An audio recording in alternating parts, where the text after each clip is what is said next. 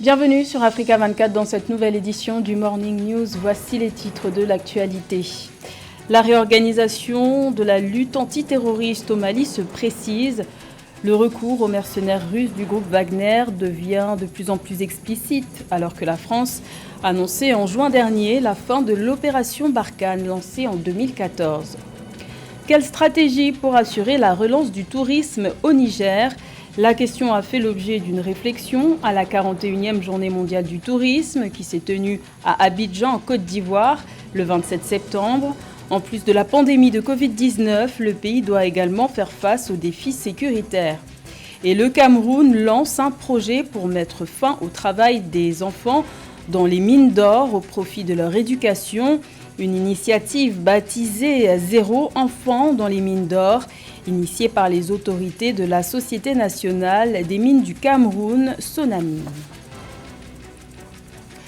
Le discours du Premier ministre malien Choguel Maïga à la 76e Assemblée générale de l'ONU continue de faire couler beaucoup d'encre. Le possible recours à des forces étrangères pour lutter contre le terrorisme tel que le groupe russe Wagner, même si aucun nom n'a été cité, n'est pas du goût de tous. C'est notamment de la France qui avait annoncé en juin dernier la fin de l'opération Barkhane lancée en 2014. Plus de détails avec Roberto Bogbe. Ce qui jusqu'ici comportait encore des zones d'ombre semble aujourd'hui plus clair pour les observateurs de la scène internationale. Le Mali a trouvé une alternative à la force Barkhane. Son nom, Wagner, une société militaire privée russe. À la tribune de la 76e session de l'Assemblée générale des Nations unies qui s'est refermée ce 27 septembre, Sergueï Lavrov, ministre russe des Affaires étrangères, confirmait la prise de contact entre le groupe Wagner et le gouvernement de transition malien. Au-delà même de cette question, de la présence de cette société militaire privée russe, il s'agit d'un combat géopolitique international. Déjà, la France a déjà perdu quasiment la Centrafrique. Beaucoup d'analystes sécurité au Mali estiment que les 6 milliards qui seront payés comme redevance mensuelle à cette force d'élite russe pourraient servir à équiper les forces armées maliennes pendant longtemps qui sont restées des forces démotivées, sous-équipées. Donc voilà autant de questions que cela suscite en tant que tel, surtout que Wagner ne vient pas en tant qu'unité combattante, mais plutôt en tant qu'entité d'instruction.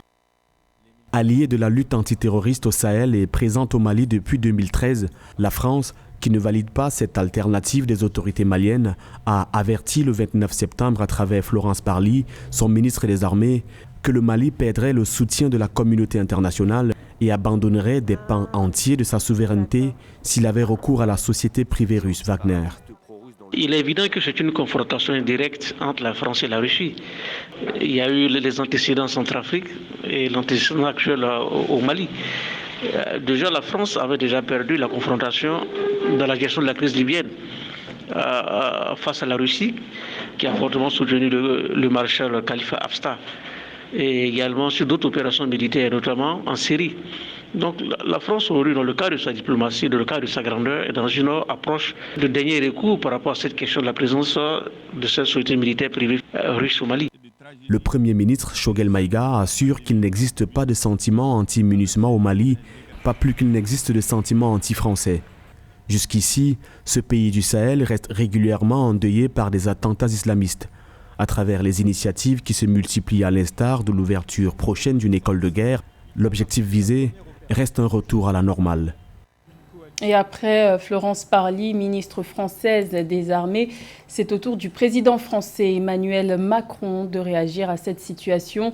Le chef de l'État français a qualifié ce 30 septembre de honte les accusations d'abandon en plein vol du Mali par la France. Des propos tenus par le Premier ministre malien de transition, Choguel Maïga, à la tribune de l'ONU.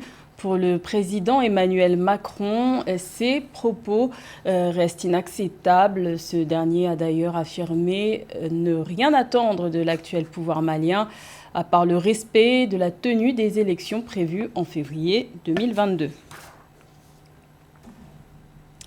Au Burkina Faso, le dialogue politique entre la majorité présidentielle et l'opposition a pris fin.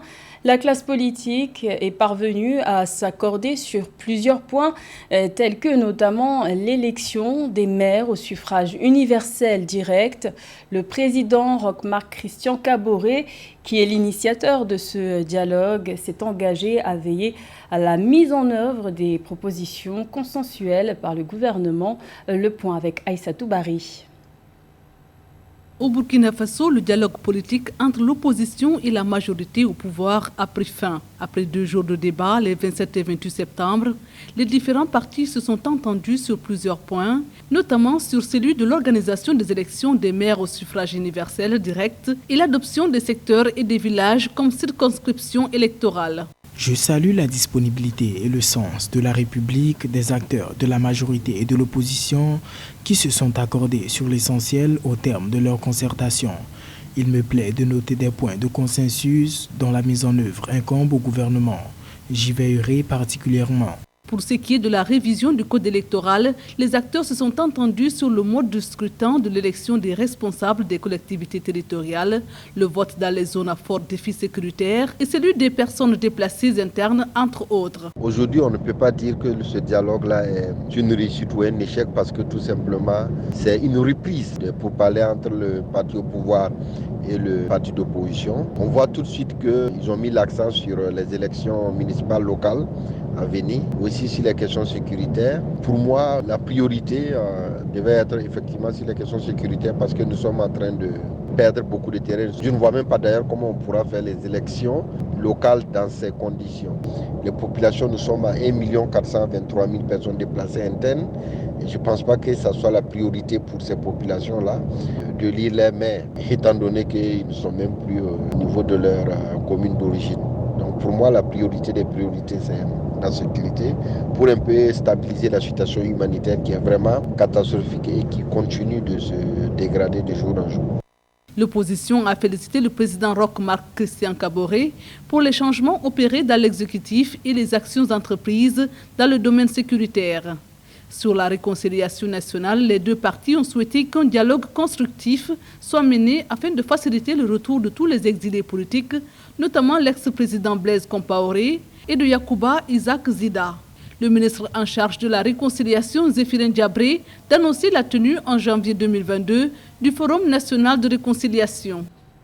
Une opportunité pour que l'Afrique échange avec l'Afrique, c'est le but de la 2e édition de la foire commerciale intra-africaine qui se tiendra à Durban en Afrique du Sud du 15 au 21 novembre. En prélude à la tenue de cet événement, une tournée de sensibilisation dans le milieu des affaires a été lancée dans différents pays. Objectif affiché, assurer la rentabilité de la prochaine foire commerciale. Les explications de Marie-Raphaël Antolo. Pour la tenue de la 2e édition de la foire commerciale intra-africaine qui se tiendra à Durban en Afrique du Sud le 15 et 21 novembre 2021, les organisateurs tablent sur une rentabilité de 40 milliards de dollars, soit 8 milliards de plus que l'édition précédente. Pour y arriver, une plateforme pour promouvoir le commerce dans le cadre de la ZLECAf, mais également les opportunités de commerce pour les petites et moyennes entreprises africaines sera mise en place. Une première pour ce festival économique qui se tient pour la 2e fois dans le continent. Cette année à Durban, nous n'aurons pas seulement la foire commerciale, mais aussi une plateforme de commerce et d'investissement. Nous prévoyons également une plateforme interactive en ligne qui reproduit l'événement physique. Parmi les innovations, nous comptons également l'Afrique créative, qui est une plateforme qui supporte la créativité africaine et cela profitera à la branche jeune. Il y a d'énormes talents en Afrique dans les domaines de la musique, du film, des chefs-d'œuvre, de la mode et même du sport. Arts and craft, fashion and even sports. En plus d'être une plateforme d'échange, la foire va réunir les acheteurs et vendeurs exclusivement africains. L'objectif, partager des informations sur le commerce, les investissements et les marchés. Par ailleurs, des discussions seront menées sur des solutions de financement et de facilitation du commerce intra-africain, mais aussi sur l'intégration économique du continent afin d'instruire les petites et moyennes entreprises sur les normes en vigueur pour des échanges avec d'autres pays. We also have an auto show, automotive industry show in there. And then we also have in the trade fair. Nous avons également un salon de l'automobile et une start-up jeune qui cible la jeunesse africaine. C'est de notre point de vue que les échanges de l'Afrique se font avec l'Afrique. Quelquefois, nous entendons parler du fait que l'Afrique et d'autres pays viennent ensemble. Ces pays, par ailleurs, promeuvent les investissements et opportunités pour les affaires dans leur pays et avec leur pays. La foire est donc une opportunité pour que l'Afrique échange avec l'Afrique. En prélude à la tenue de la foire commerciale intra-africaine, les organisateurs Afreximbank ont organisé à l'attention des commerçants africains qui seront partie prenante à cette foire des missions de sensibilisation. Il est question de donner les outils à ces derniers de bien rentabiliser leur participation à la foire. Rappelons que cette deuxième édition de la foire commerciale intra-africaine est organisée par la Banque africaine d'import-export Afreximbank en collaboration avec l'Union africaine et le secrétariat de la zone de libre-échange continentale africaine.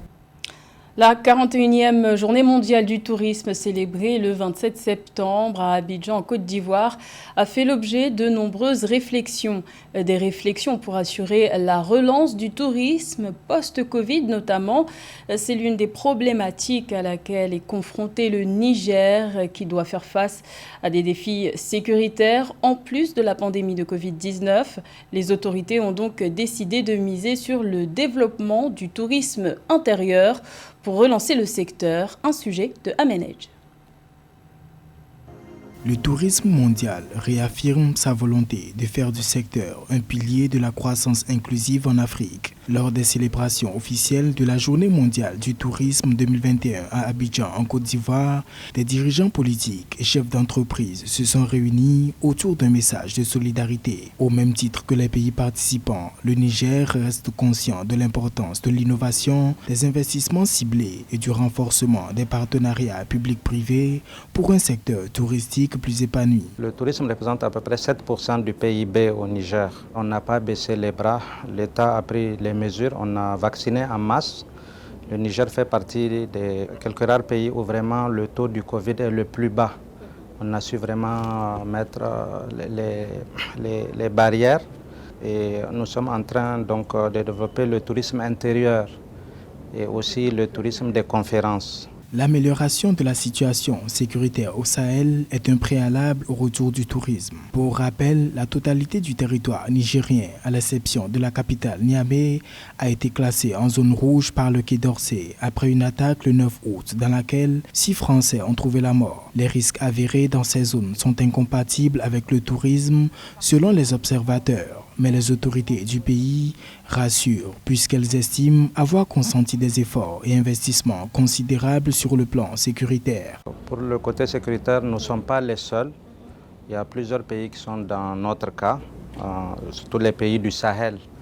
Donc nous avons su renforcer la sécurité et nous avons choisi certaines zones les plus sûres où vraiment on a investi beaucoup là-dessus et que les touristes peuvent aller en toute liberté, en toute sécurité les visiter. En 2006, les seules arrivées de touristes comptabilisées à l'aéroport international d'Agadez, environ 5000 personnes, auraient rapporté près de 9 milliards de francs CFA à l'économie locale. Des résultats qui auraient pu être plus importants avec un investissement et la promotion du secteur plus prononcée dans d'autres régions du Niger. C'est un pas de plus dans la promotion de l'éducation au Cameroun. Les autorités de la Société nationale des mines du Cameroun, Sonamine, ont lancé le 28 septembre un projet baptisé « Zéro enfant dans les mines d'or ». Une initiative qui vise à éradiquer le travail des enfants dans plus de 300 sites miniers répertoriés dans l'est du pays. Un sujet de Roberto Bogbe. Zéro enfant dans les mines d'or, tel est l'intitulé du projet qui ambitionne de détourner les enfants du travail dans les sites miniers. Une étape importante qui pourra leur permettre d'améliorer leur éducation en investissant les salles de classe qui côtoient ces mines d'or à ciel ouvert dans la région de l'Est du Cameroun. La Sonamine est ici aujourd'hui dans le but de soutenir et d'encourager nos enfants à rester en dehors des mines. Nous avons découvert que nos enfants ont abandonné les salles de classe et passent maintenant tout leur temps dans les champs de mines, ce qui a compromis leur éducation. Le projet vient de démarrer, ce n'est que la phase pilote. Notre intention est de mettre nos collaborateurs sur le terrain pour faire en sorte que ces enfants qui ont reçu du matériel l'utilisent à l'école. Du matériel didactique mis à disposition pour permettre aux enfants de troquer des pioches et des récipients par des crayons et des cahiers. Au Cameroun, les ONG locales estiment à plus de 20 000 le nombre d'enfants qui s'enfoncent dans la terre pour espérer ramener de l'or, souvent au péril de leur vie. Des vies que ces organisations espèrent enfin voir préservées grâce à ce projet de la Sonamine. L'initiative de la Sonamine est une bonne initiative en encourageant les parents à envoyer les enfants dans les salles de classe plus que dans les mines d'or. Ça aura plus d'impact parce qu'on montrera aux parents l'importance de pouvoir envoyer les enfants à l'école. Et donc, ceci doit se faire de concertation avec les chefs de village, le corps enseignant et les élites locales. Début septembre 2021, le gouvernement camerounais a promis d'offrir un enseignement primaire gratuit aux enfants qui quitteront les mines. Une mesure qui s'inscrit dans les priorités de la Société nationale des mines du Cameroun, créée en 2020 par décret présidentiel afin de promouvoir et réguler les activités minières dans ce pays d'Afrique centrale. Dans le reste de l'actualité, l'Organisation mondiale de la santé a fait le point ce jeudi 30 septembre sur l'état d'avancée de la vaccination en Afrique. Selon l'OMS, seuls 15 pays africains ont entièrement vacciné 10% de leur population contre la Covid-19. 2 pays sont parvenus à vacciner plus de 60% de leur population. Il s'agit des Seychelles et de l'île Maurice. Au 30 septembre, l'Afrique avait déjà reçu 200 millions de doses de vaccins et en a administré 71%. Il est à noter que sur les 6 milliards de doses de vaccins qui ont été administrées dans le monde, l'Afrique représente moins de 2%. C'était le journal de la rédaction. Merci de l'avoir suivi. L'information continue sur Africa 24.